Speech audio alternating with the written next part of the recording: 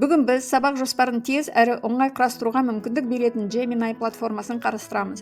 Алдымен Gemini платформасына кіру қажет. Ол үшін браузерде gemini.google.com деп тереміз, немесе Google қолданбаларының арасынан Gemini таңдаймыз.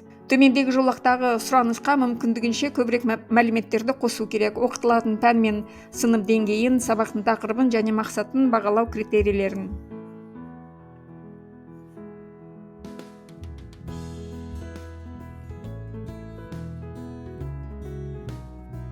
Gemini шығарған жауапты міндетті түрде тексеріп алыңыз.